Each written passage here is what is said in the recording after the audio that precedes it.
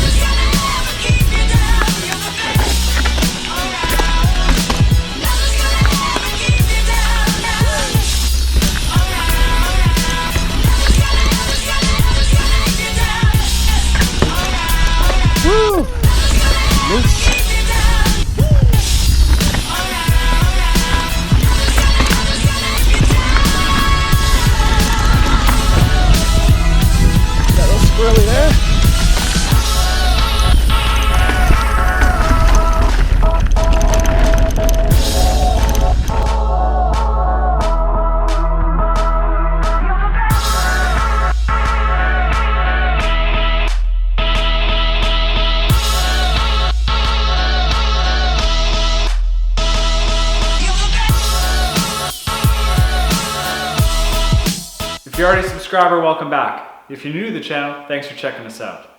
Today we're talking about the 2019 Ibis Ripmo. I took this thing for a spin down at Mount Zuhalem in Duncan, British Columbia. I got this bike from Grant. He's the owner down at Couch and Cycles. This is his personal bike and I'm really grateful he gave me the opportunity to take it out for a spin. This bike was purchased as a GX build, but is a little bit of a custom build given that it is Grant's personal bike. None of the parts that are changed out are really going to make a big difference in the overall feel of the bike or my overall thoughts on the bike as a whole. The one exception to that might be the Noble carbon rims, which are going to add a little bit of stiffness to the overall ride. But it doesn't detract from the feeling from the bike or being able to give a general sense of what a stock GX build Ibis Ripmo would be like. Up front, you're looking at a Fox 36 Performance Grip 2 damper matched to a DPX2 Performance in the rear. Your wheel set is an Ibis 938 alloy with Ibis branded hubs. You're going to have wide trail Maxxis tires, a DHF and an aggressor in the rear. Pretty basic Shimano Dior M6000 brakes, but it does have a nice full SRAM GX Eagle drivetrain, including the cranks. This is a brand new bike from Ibis. It is their amalgamation of their Ripley and Mojo bike. It's a long travel 29er, 160 up front, 145 in the rear. It's a full carbon frame and a DW Link suspension setup. Really progressive geometry on this bike, coming in with a 65.9 degree head tube angle and a nice steep 76 degree C-tube, very short stain shades at 435. The combination of that slack head tube and steep C-tube angle is really common on these new long travel 29er bikes. The reach on the large was 471 mils with a wheelbase of 1220, so not overly long in the wheels. Being 6'2" with a 34-inch inseam, while I am in the range that Ibis recommends for the large size frame, after having a good solid day on it, I would absolutely size up to an extra large. Having the increased reach would be nice, as well as the wheelbase. When we talk about climbing, all of these new modern long travel 29ers with this updated geometry all tend to climb fairly well. Depending on the suspension setup that they have, whether that be a DW Link like this or the Pivot, VPP like a High Tower, a Horse Link or 4-bar like a Sentinel or a Kona Process, they're all going to have different characteristics and certainly much different than my own Yeti 5.5. The climbing on the Ripmo is really quite nice. The DPX2 in the rear set up with simply the recommended settings from Ibis is nice and firm. The DW Link suspension setup reminds me a great deal of the way the Firebird 29 rode last week. Not quite as squishy, a little bit more firm.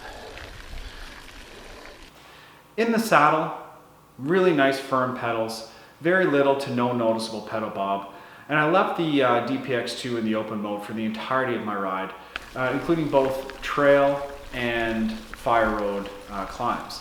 I did have one fire road climb on my second lap, for a portion of the road anyway, that I did lock it out to see the difference. On extended road climbs, the lockout on the DPX2 sure is nice. Firms the rear end up, makes a slog up a fire service road a lot easier, a lot more enjoyable. After 2.5 or 3 laps of Mount Zuhalem, I felt pretty confident in the climbing on the Ibis Ripmo. When it came to general trail riding, talking about moving across an area not focused entirely on uphill or downhill for that matter, the Ibis Ripmo was just a blast to ride. The bike itself was very light. The wheels obviously are a little bit lighter than the alloy wheels, being carbon rims. That being said, the rear did have a cush core insert into it, so it did add a little bit of that weight back. I would suspect that the overall net difference between the current setup on the bike and what it came with would have been pretty negligible. When trail riding, the bike really hugged the ground nicely. It tracked well, up and over little bumps and roots. It was able to pump and push through corners or little dips in the terrain. On short little G-outs or punchy little climbs, the bike got up, snaked around tight sections easily, never got hung up on anything, and really maintained its speed. When the bike did get up to speed with pretty minor pedal input, it maintained that speed well.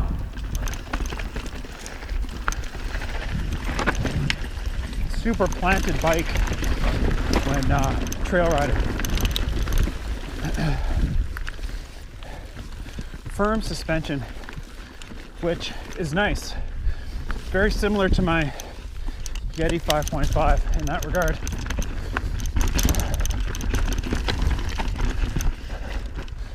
It made for a very fun and lively trail riding experience. Because of the short chain stays and the overall light feel of the bike, it was very poppy. I was able to kind of jump off things, hit little rocks, and just made the ride a little bit more enjoyable rather than just using those sections of trails to get me from the climb to the descent. It made the overall ride experience a whole lot better. As for the descending aspect of this bike, it really is quite nice. It reminded me a great deal of my own Yeti 5.5. The travel numbers are nearly identical, 5 mils more on the Ripmo.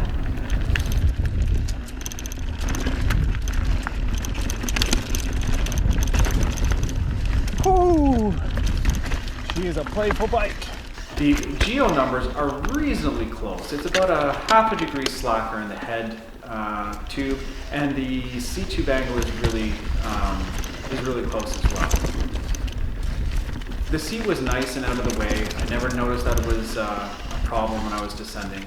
I did have the opportunity to descend on both steep and technical terrain out at Mount Zuhalem, as well as fast flow sections on Double D and a few other trails out there.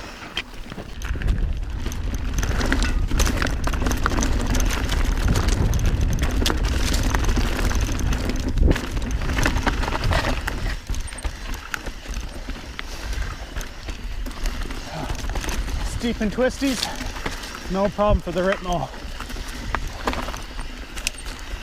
This bike is an absolute riot when going downhill.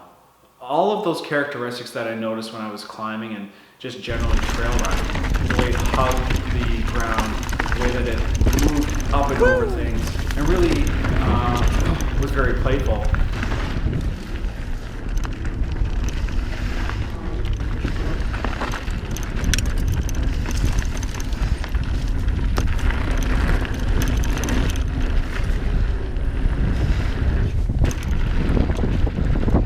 Jump's nice and stable in the air.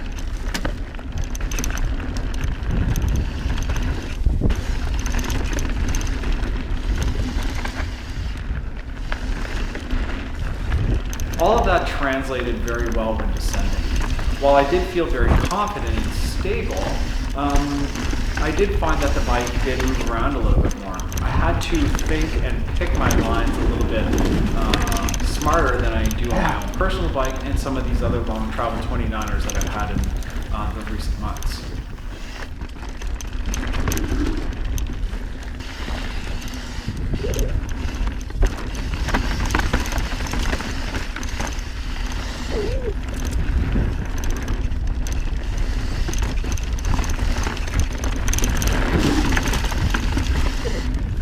Oh yeah.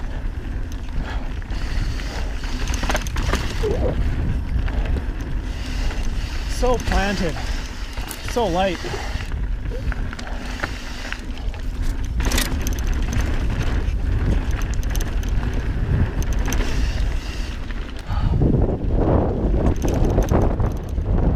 Woo. What an incredible bike. So planted. Moves around nice, super light. Oh, playful. So playful for a long travel 29er. Wow. Gotta go do that again. Now, I'm not saying that is a bad thing, certainly not. It's just different than other bikes. It was an absolute riot to go down the hill on. It definitely kept me on my toes and didn't feel like a muted or a dull ride. I was certainly engaged for the entire time, and that was really nice. When you look at the Ibis Ripmo in a comparative category, the GX build will retail somewhere in the range of $6,400 Canadian. Now, this is a really good value when you look at a full carbon frame that performs as well as it does, that has a reasonable build kit on it from both SRAM and Shimano. For $6,400, you're going to be in the low to middle range of bikes in this category. You're going to be able to find some more boutique brands that are going to be a little bit more money, but you're also going to find some brands that are a little bit cheaper. So what are my final thoughts on the Ibis Ripmo? Well, obviously I was a pretty big fan. I had a great time on it. The hype surrounding this bike is definitely justified, at least in my opinion. While I don't think the geometry numbers are as modern as some of these other bikes with the Transition Sentinel, it is kissing that fine line between that sort of brand new progressive geometry and maintaining some of what is tried and tested. It has a shorter offset 44 millimeter fork on it, which is allowing it to have really great responsive steering, a relatively steep head tube, and a nice steep C-tube for good pedaling. It's very stable. The short chain stays make this bike super fun to ride. This middle of the road build kit would be a great spot to start. They do have a few other options that are a little bit cheaper. They have an NX build all the way up to an XX1 and a frame only option, which is nice if you want to do a custom build. I really think Ibis hit it out of the park here with this bike. It's not a game-changing bike by any means, at least in my opinion, but it is absolutely a blast to ride. You should check it out. Well, I really hope you liked the review of the 2019 Ibis Ripmo. If you want to try to take this out for yourself or get one of your own, go see Grant and the guys down at Couch and Cycles in Duncan, BC. They'll help you out. If you like what I'm doing here, think about hitting the subscribe and the like button. Leave me a comment down below. I'd love to know what you think. Thanks again for watching, and let's go hit the trails.